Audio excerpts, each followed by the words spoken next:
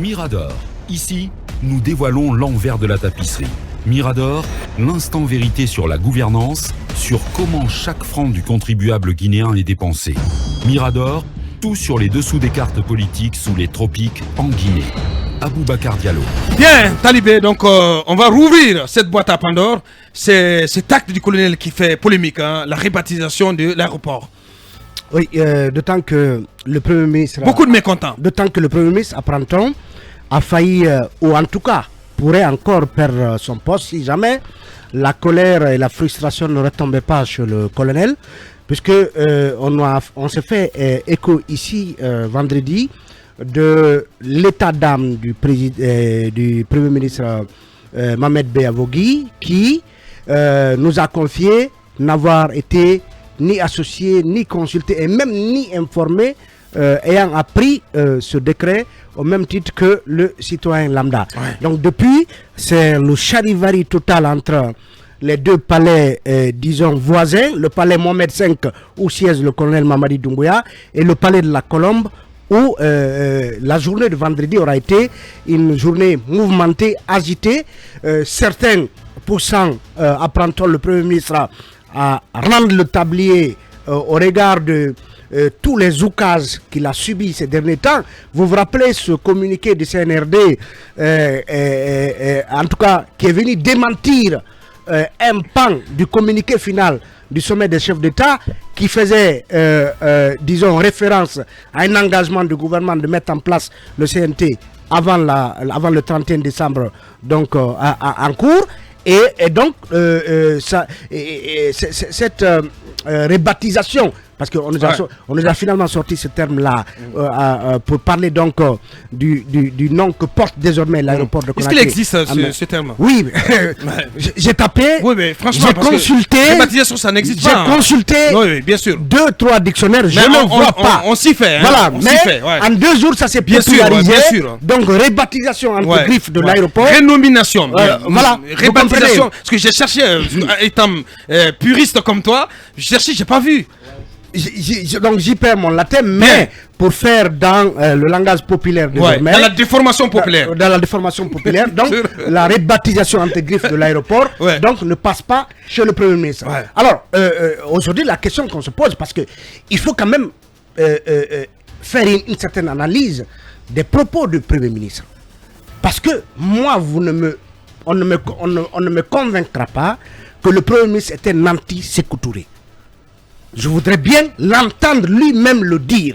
Est-ce que c'est le nom donné à l'aéroport qui dérange le Premier ministre, ou c'est plutôt la démarche qui a abouti lorsqu'on est Premier ministre et que l'on apprenne une telle décision d'une telle importance, et au même titre que le citoyen lambda assis dans son salon devant son poste téléviseur, c'est certainement ce qui aura davantage outré le Premier ministre. Et bien, vous comprendrez que... Je pose la question. Est-ce que le président de la transition a besoin de l'avis du Premier ministre avant de prendre un tel acte? Non, la démarche... Encore que, non, je renforce ma question. Ouais. Encore que, à maintes reprises, et le CNRD ne rate aucune occasion pour préciser que c'est lui qui est au pouvoir, c'est lui qui a pris le pouvoir. C'est l'organe. Attendez quand même, monsieur, attendez.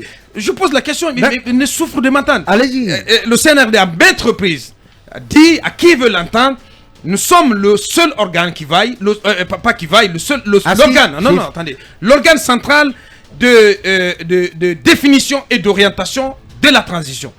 Dès l'instant que il en est ainsi, je pose la question, monsieur.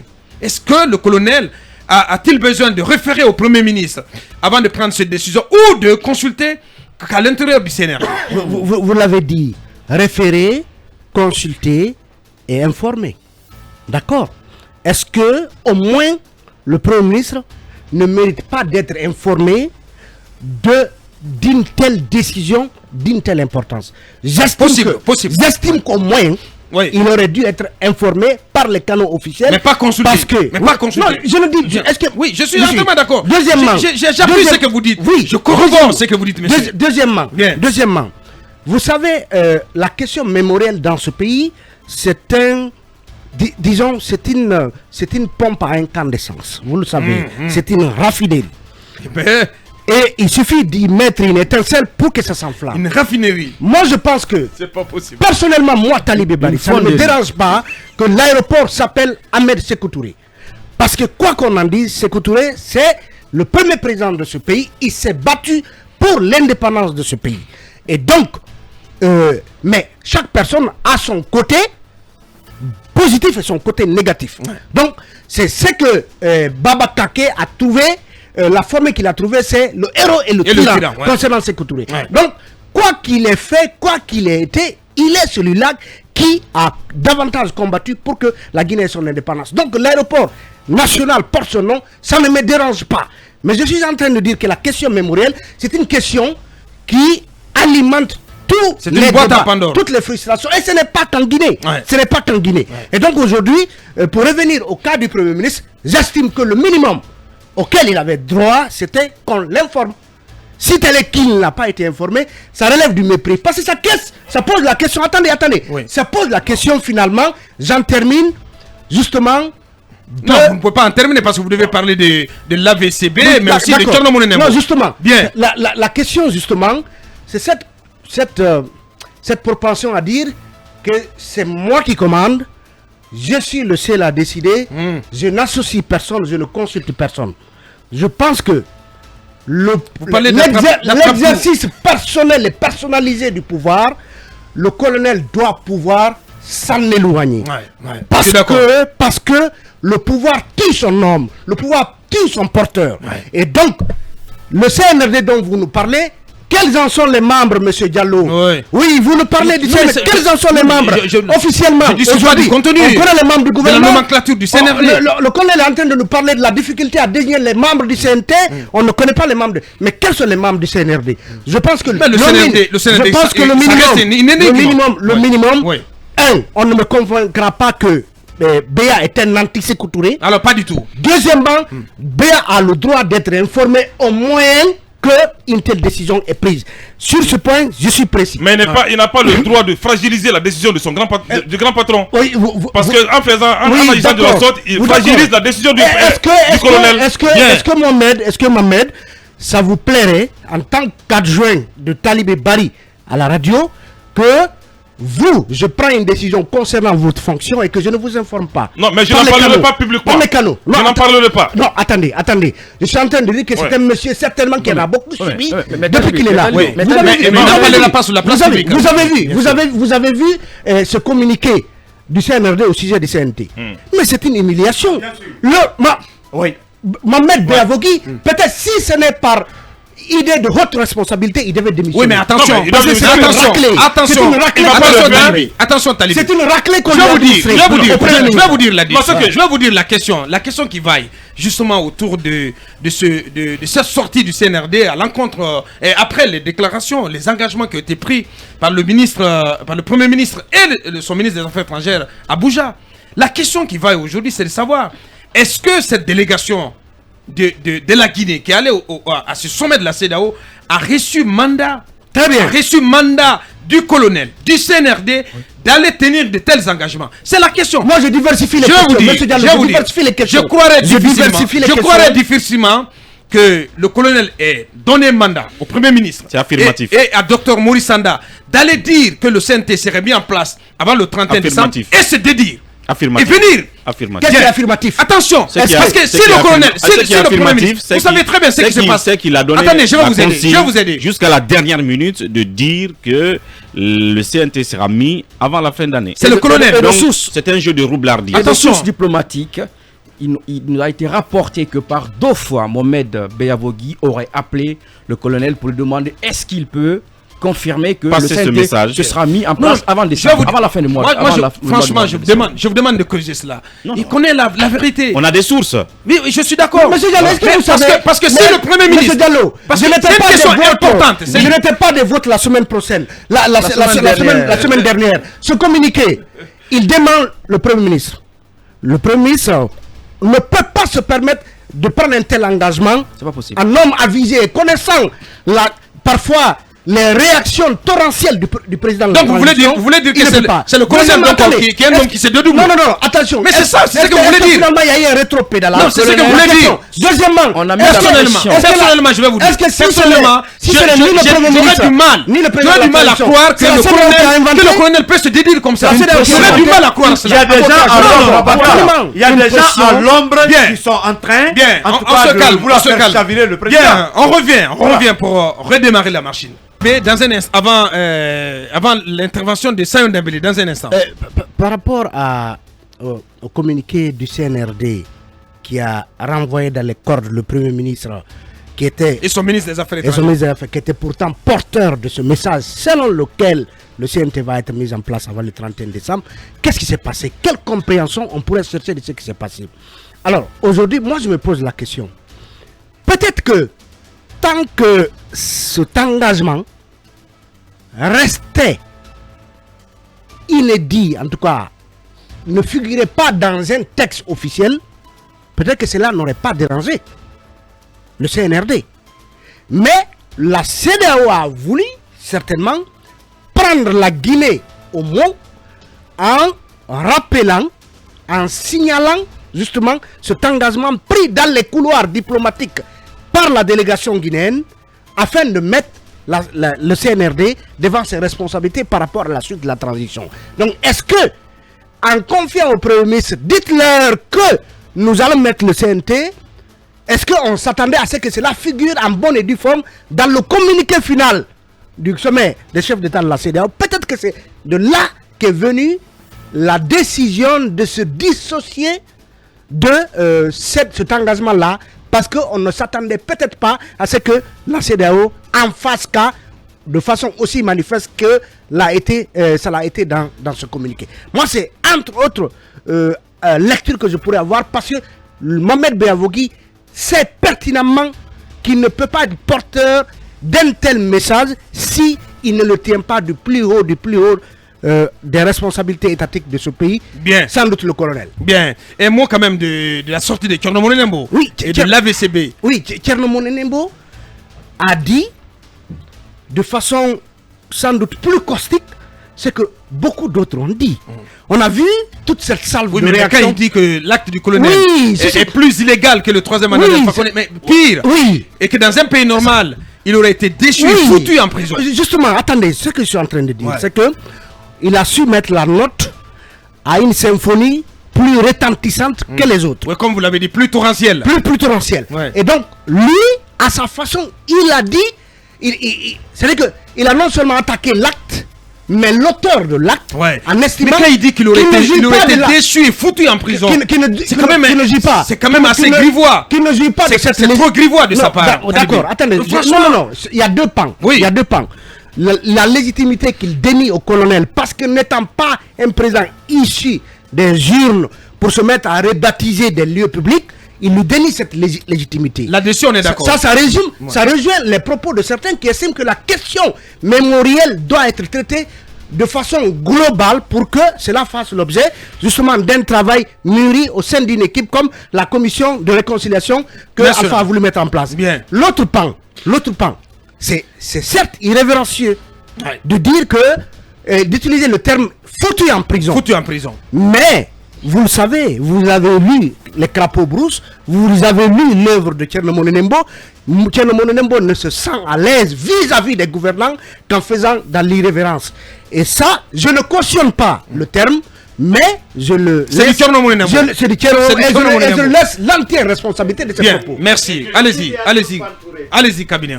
C'est aussi des Alioune Fantouré. C'est des Alioune Fantouré. Alioune Fantouré aussi est très caustique. Allez-y, Sur le ce sont des écrivains qui sont des écrivains engagés, qui s'expriment à leur façon, qui aiment le ton libre.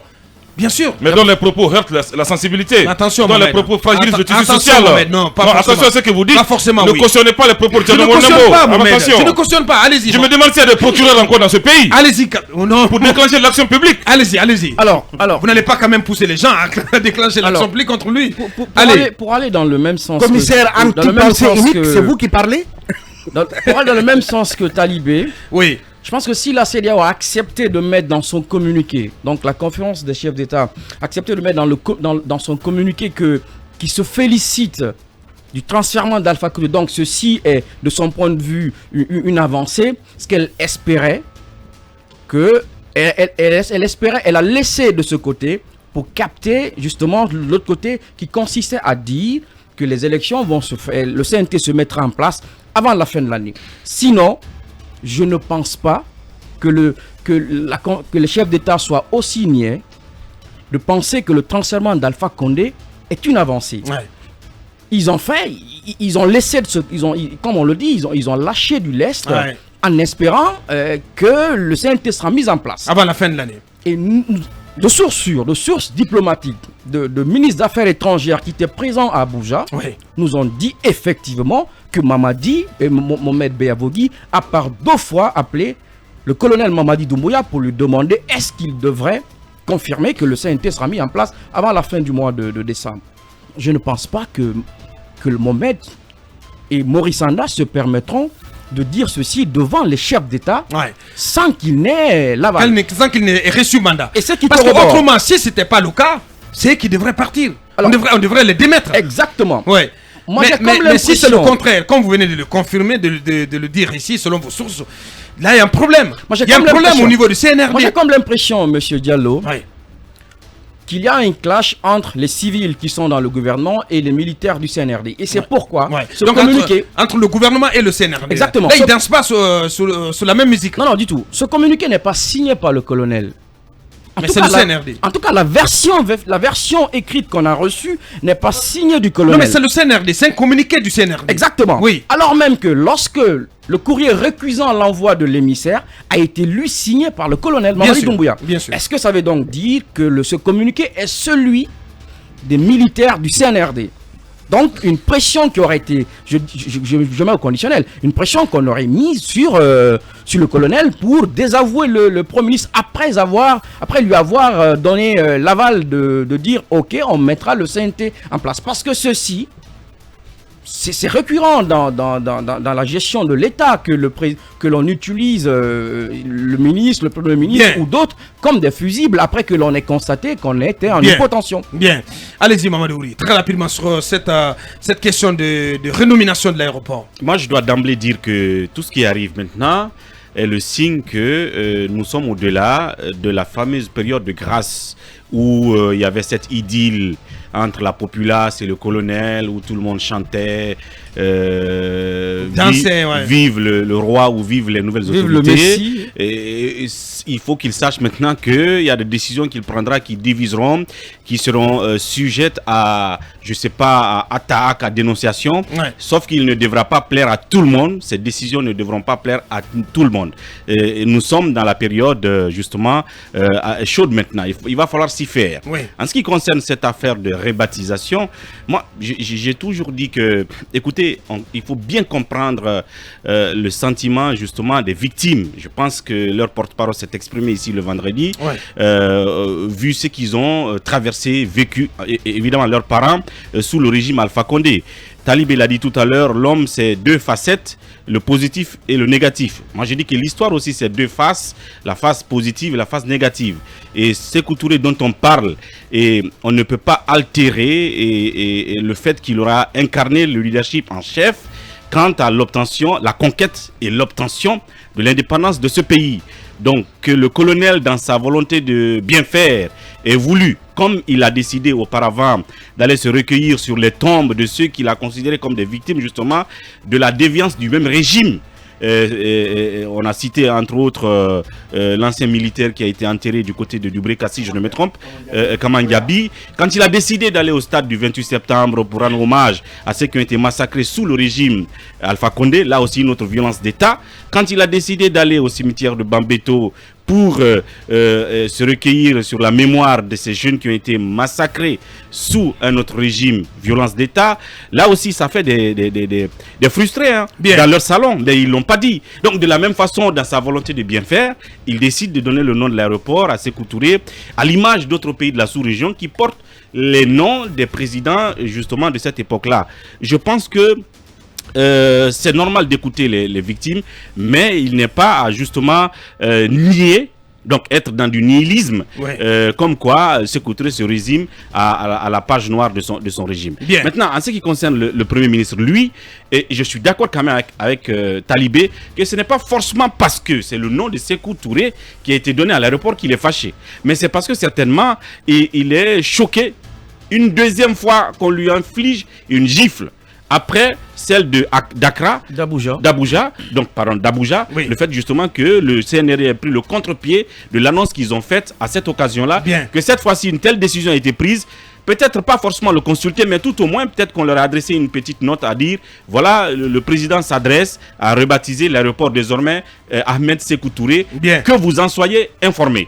Et je pense que c'est ce qu'il a mis dans cet état, mais pas forcément parce que c'est le nom Sékou Touré. Sinon, rappelez-vous que c'est le même Mohamed Biavogui qui a été envoyé aux côtés des victimes du Kambouaro pour célébrer la toute dernière date triste justement par les victimes. Donc je ne vois pas que le même se fâche de cette façon. Il n'est pas un anti-Sékou Touré. Voilà, étant donné que les victimes du Kambouaro eux-mêmes ont apprécié ce geste du colonel Mamadi en disant que c'était la première fois qu'un chef d'État leur envoie une délégation pour célébrer cette journée avec. Merci Mamadou Ouri. Allez-y Mohamed Kaba. Oui, je disais tantôt en filigrane, quelle que soit la décision qui a été prise par rapport à la renomination de cet aéroport, le débat ne va pas venir sur la place publique. Le PM pouvait trouver une autre méthode à l'interne pour parler aux parrains. Mais agissant de la sorte, il fragilise d'abord la décision du colonel Mamadou Doumbouya. Et la cohésion de l'équipe gouvernementale. Cela, on n'a pas besoin de cela aujourd'hui. Le Premier ministre était aussi absent au dîner que le colonel a offert aux ambassadeurs de CEDEAO. Et pourquoi il était absent? Il prouve aussi à cette même communauté internationale que le torchon brûle entre lui et son patron. Ce qui n'est pas du tout normal. On sait tous qu'il a bataillé entre guillemets pour obtenir ce poste. C'était un fonctionnaire à la retraite. Oui, c'était un fonctionnaire à la retraite. Il n'avait rien à faire sauf lire ses livres à la maison. Il a bataillé, il a eu le poste de Premier ministre qu'il voulait forcément mettre dans son CV. Attention, la moindre des choses. Il était président du conseil d'administration de structure. Non, mais il lisait beaucoup de livres à la maison. Il n'était pas vraiment opérationnel. Il n'était pas cloîtré à la maison. Non, il n'était pas beaucoup opérationnel. Il n'était pas dans l'oisiveté. C'était pas un oisif. Non, depuis 3 mois, j'ai dit dans ce studio qu'il n'avait pas la main. Ça a crié ce jour-là parce que des conférences m'ont dit à la primature qu'il serait bien qu'on le nomme comme ministre de l'Agriculture. Je me rappelle ce jour-là, tout le monde avait crié au studio. Bien sûr. Mais c'est la conséquence logique. Il n'a pas la main réellement. Souvent, il n'est pas consulté, mais il n'en a jamais parlé. Pourquoi c'est maintenant que vous voulez sortir de l'honneur? Mais il n'a pas le profil du job ou quoi? Voilà, c'est ça la question. Parce que vous savez pourquoi? Est-ce qu'il est incompétent à son poste? Oui, parce que souvent... Ou est-ce que... Non, c'est pas son propos. Ou est-ce qu'on l'ostracise? Les fonctions souvent à l'international, il y a un problème. Souvent, on peut vous dire que vous êtes directeur de tel dans une institution, mais vous n'avez pas de second. Vous êtes seul. C'est comme ça souvent dans les institutions internationales. Vous occupez une fonction, vous êtes seul, vous n'avez à part d'une secrétaire. Et après, on parle tout sur l'anglais. Il y a beaucoup de cas comme ça. Je ne suis pas en train de jeter l'anathème sur lui. Komara a vécu autant, sinon pire. Bien. Je pense qu'il était incompétent. Il n'a jamais pu PMO. On va le laisser s'exprimer. Donc, il faut que le Premier ministre sache garder raison, qu'on n'a pas besoin de ça, que le gouvernement, ils ont besoin de cette cohésion sociale. Et qu'il a, à mon avis, ce qui s'est passé, qu'il présente ses excuses au grand patron. C'est ce qui se doit. Bien. Et après, quid de l'AVC de Monenembo? Non, mais vous savez, je m'étais promis de ne pas parler de Thierno Monenembo. Bien. Parce que l'homme divise aujourd'hui. Lorsque un intellectuel comme Thierno Monenembo parle, c'est tout le monde qui a l'écoute. Il divise l'opinion. C'est l'opinion qui est éclairée. Mais on ne peut pas dire à un président, entre guillemets, de le foutre en prison. Ça ne se fait pas. Je me pose la question, où sont passés les procureurs en Guinée pour déclencher l'action publique? Parce qu'on ne peut pas accepter de tels problèmes. Ça s'appelle de l'outrage envers l'autorité de l'État. Moi, j'estime que c'est une injure à l'endroit du président de la République qui est passé inaperçu. Je ne sais pas pourquoi il l'a dit. Il l'a dit. Mais bien sûr. J'ai écouté la vidéo. C'est pas passé inaperçu. C'est pas passé inaperçu.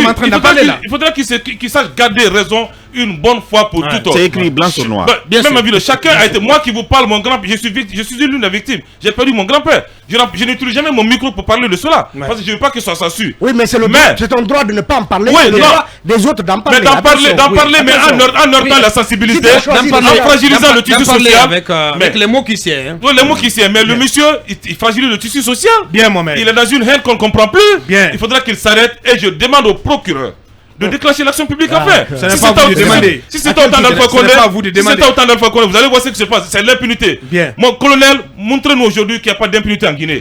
Monsieur, je te demande sur ce point précis.